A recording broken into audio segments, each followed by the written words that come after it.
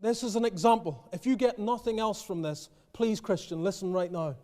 If you switch off for the rest of the message, if you've already been asleep for what has been said already, please listen to this.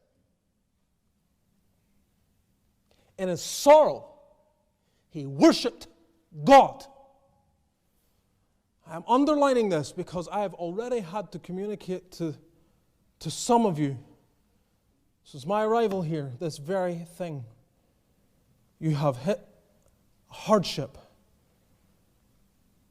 And I have taken you right here, and I have encouraged you.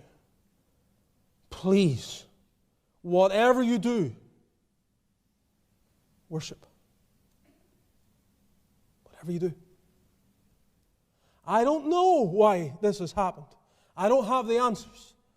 My office as pastor does not give me perfect insight into all the sovereign workings of God.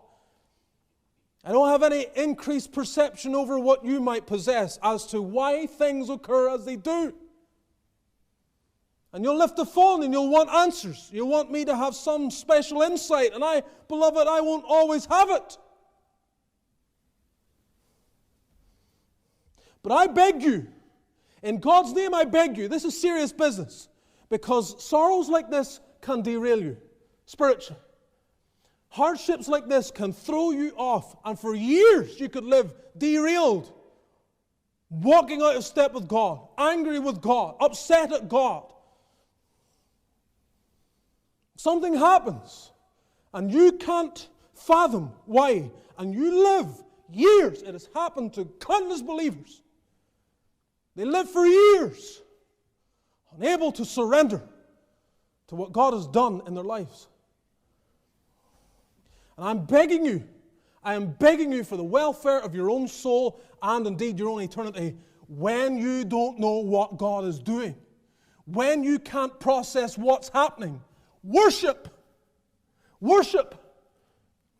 It's always the right thing to worship. Always. He is always worthy of it. Always. And that's when faith rises. When everything's shattered. When your whole life has just been torn apart. And you don't know where to turn. And you're so broken you can barely process the feelings. And the world seems empty and words don't seem to help you.